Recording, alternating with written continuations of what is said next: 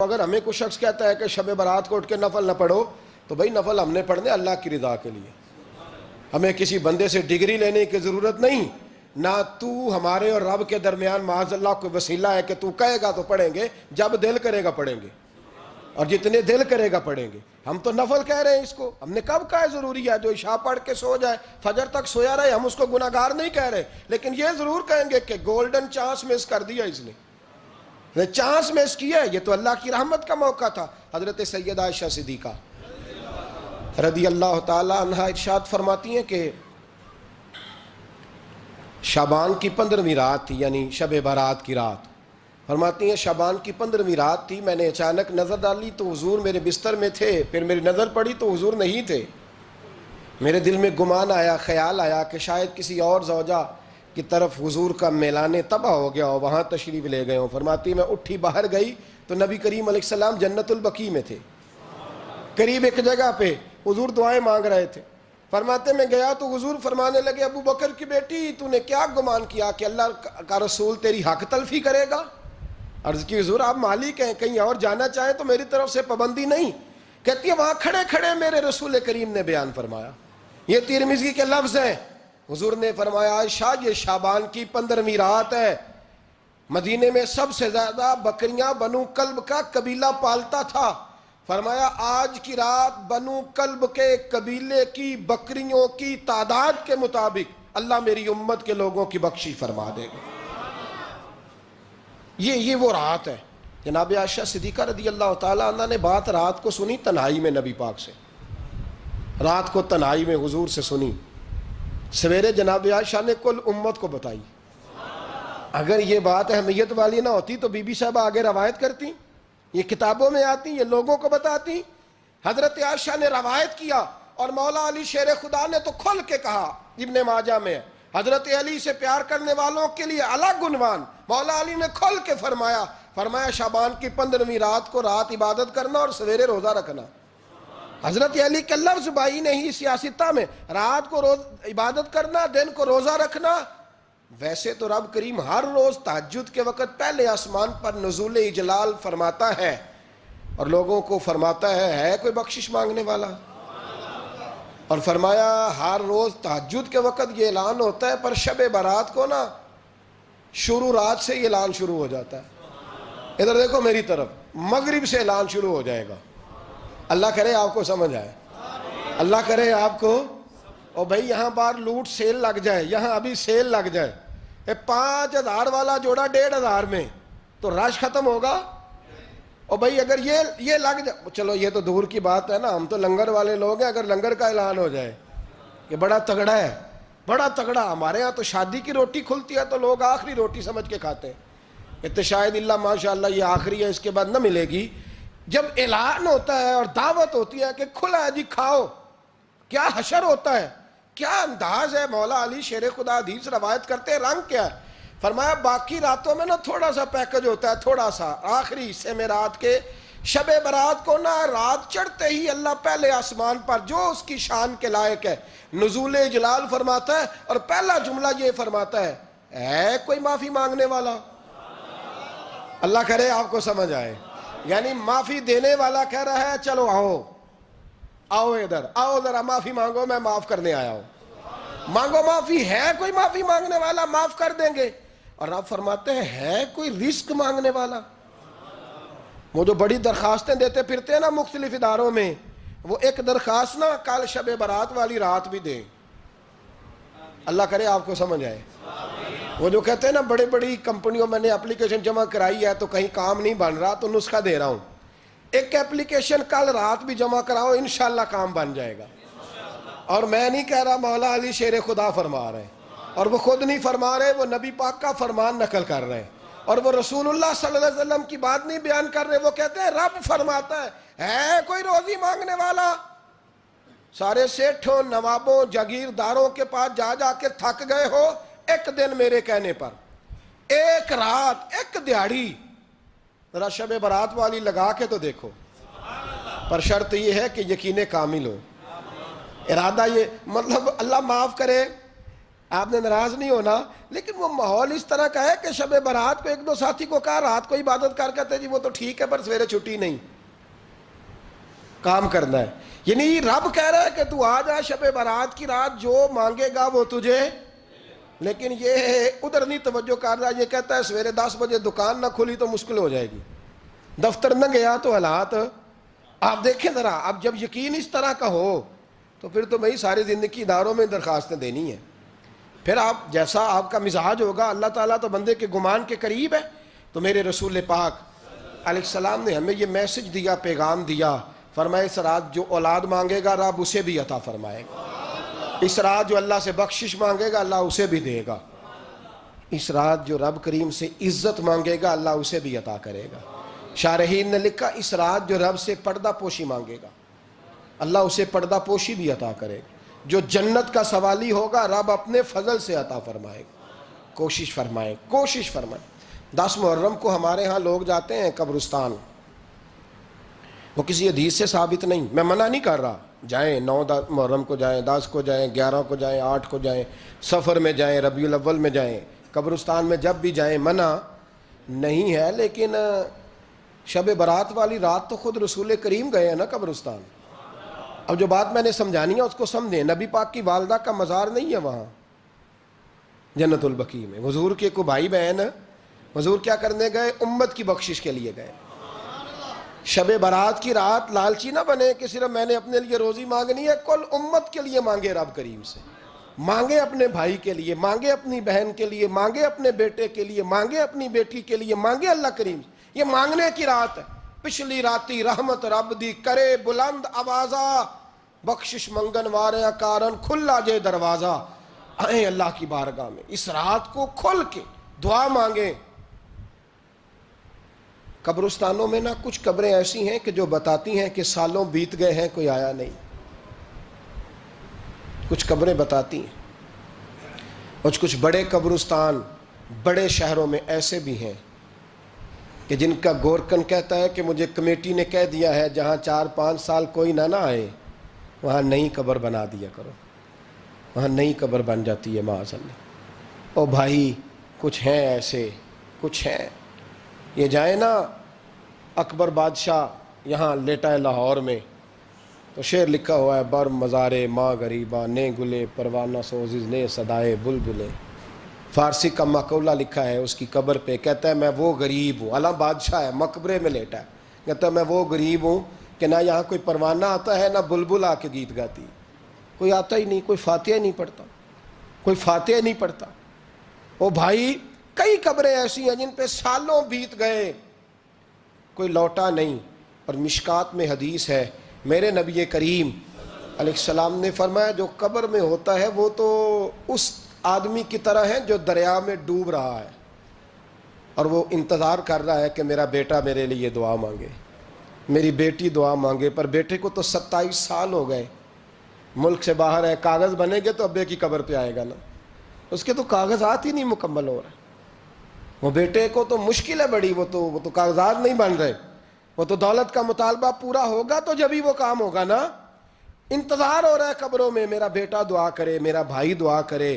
اور اگر بچہ دفن ہے تو وہ کہتا ہے میری ماں دعا کرے، میرا باپ دعا کرے.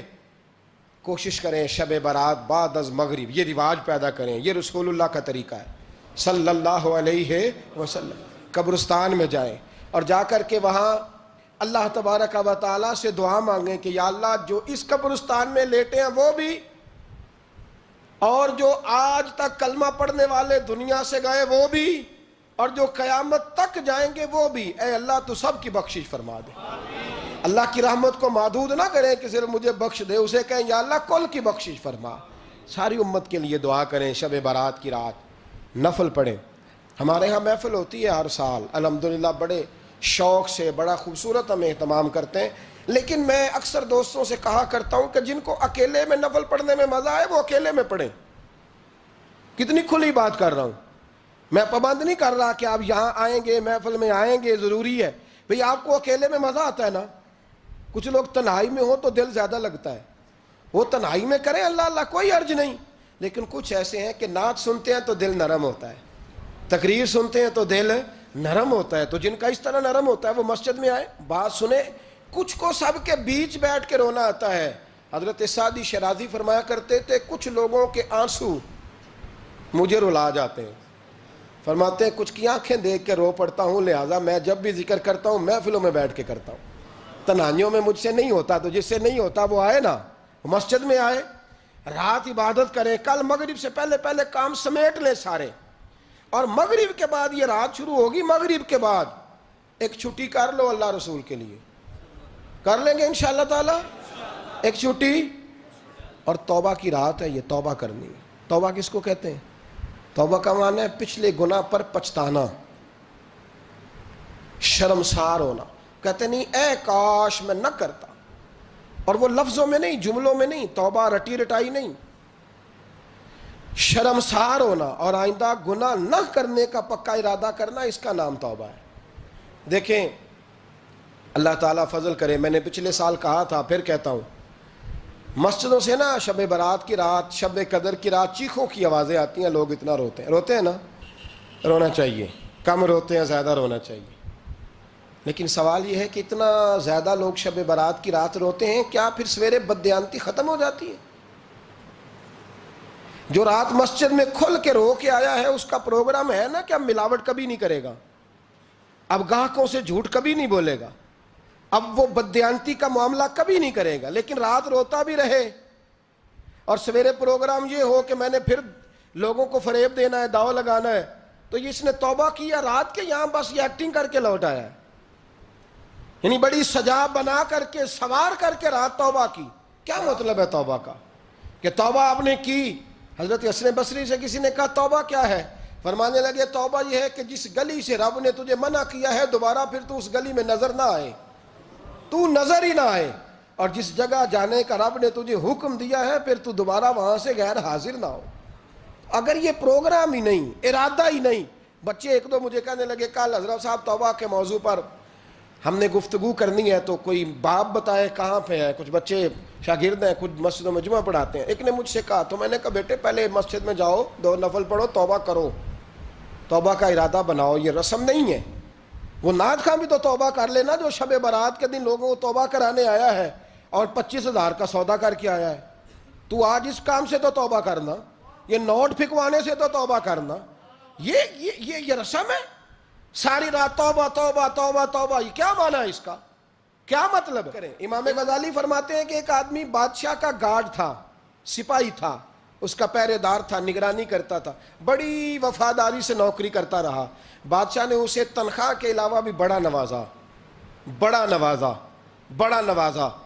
اسے بادشاہ نے بڑے الاؤنسز دیے، بادشاہ نے بڑا کچھ دیا، مکان دیا. کچھ سالوں کے بعد بادشاہ کو پتا چلا کہ یہ میرے لیے نہیں آتا تھا، اس کی تو میری کنیز پر نظر تھی، اس نے تو رات کی ڈیوٹی اس لیے لگوائی تھی کہ کنیز پر نظر تھی. تو امام فرماتے ہیں کہ بتاؤ پھر وہ بادشاہ اس کے ساتھ کیا سلوک کرے گا؟ وہ کیا سلوک کرے گا؟ تو لوگ کہنے لگے حضور لگتا یہ ہے کہ وہ نا 4-5 حصوں میں کاٹ کے تو کتوں کے آگے پھینکے گا.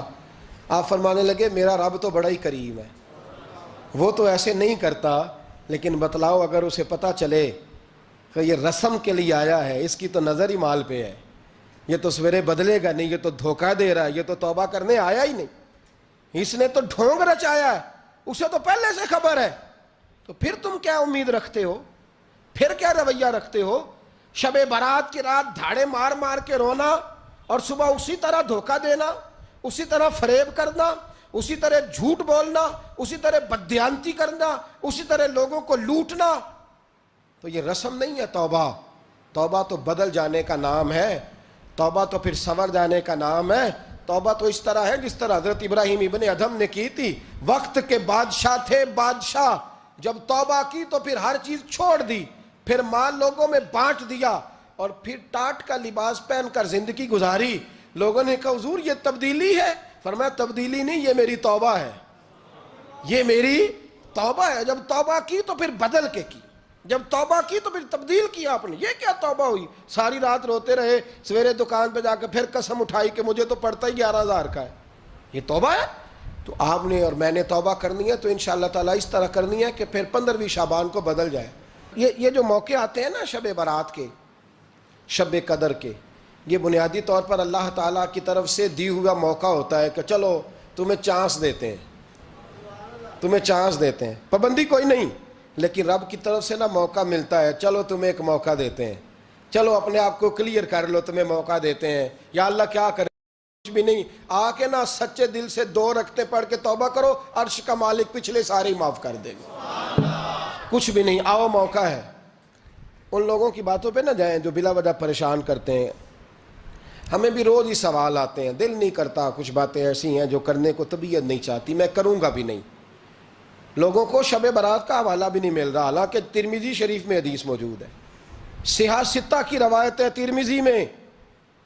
ترمذی میں موجود ہے۔ پہلے کہتے ہیں صحاح ستہ سے دکھاؤ، جب صحاح ستہ سے مل گئی تو آپ اور کدھر جانا ہے؟ اور ابن ماجہ میں موجود ہے مولا علی کی روایت، اور ذرا ترتیب دیکھیے گا، یہ ترمذی کی حدیث ہے، اور امام ترمذی نے تو پورا باب باندھا ہے 15ویں شعبان پر، پورا باب۔ اب تمہاری مرضی ہے، اگر تم نہیں بات کو سمجھنا چاہتے۔ اور مجھے پتا کیوں یہ شب برات کیا لگتا ہے، مجھے کبھی کبھی یوں لگتا ہے کہ رب فرماتا ہے کہ رمضان سے 15 دن پہلے ہی پکی سچی توبہ کر لے، تیاری کر، پاک صاف ہو جا، تاکہ جب رمضان آئے نا تو پھر تجھے پاک ہونے کی ضرورت نہ پڑے، بس پھر تو آتا جائے اور میں تیرے اوپر رحمتیں نچھاور کرتا جاؤں، بس تو پہلے ہی تیاری کر، 15 دن پہلے ہی، 14 دن پہلے تیار ہو جا۔ کل رات اپنے آپ کو ذہنی طور پر تیار کریں، بچوں کو تیار کریں، گھروں کو تیار کریں۔ اب جب مہمان آتے ہیں نا بڑا کچھ کرتے ہیں، شب برات آئے تو مصلے ایک دفعہ دھویا کریں، ایک دفعہ مصلے دھویا کریں۔ فرش دھوتے ہیں نا، مہمانوں نے آنا ہے تو ایک کمرے کا فرش دھو کے صاف کریں کہ خواتین نے یہاں ساری رات نماز پڑھنی، یہ ارادے بنائیں۔ جس طرح آپ کہتے ہیں نا رات کو سفر کرنا ہے تو دوپہر میں تھوڑا آرام نہ کر لوں تو کل دوپہر میں آرام کر لیں، تاکہ رات کو رب رب کرنا آسان ہو جائے، اللہ کی بارگاہ میں بیٹھنا آسان ہو جائے۔ مکمل طور پر ذہنی طور پر اپنے آپ کو تیار کریں۔ یہاں بھی محفل ہوگی انشاءاللہ، عشاء کے متصل بعد شروع ہو جائے گی، 12 بجے تک محفل چلے گی، پھر 12 بجے کے بعد نماز تسبیح پڑھی جائے گی، پھر 1 بجے پھر دوبارہ آپ کو اجازت دی جائے گی، کوئی انفرادی طور پر گھنٹہ سوا اپنی الگ سے کوئی عبادت کرنا چاہے تو وہ تب بھی ممکن ہو، جیسے آپ کو موقع بنے۔ میں کہہ چکا ہوں، لیکن وقت ضائع نہ کرنا، گولڈن چانس ہے، اس کو مس نہ کرنا، یہ شب نجات ہے، اس کے ضرور قریب جانا۔ رب کریم سمجھنے کی توفیق عطا فرمائے۔ آخر دعوایا ان الحمدللہ رب العالمین۔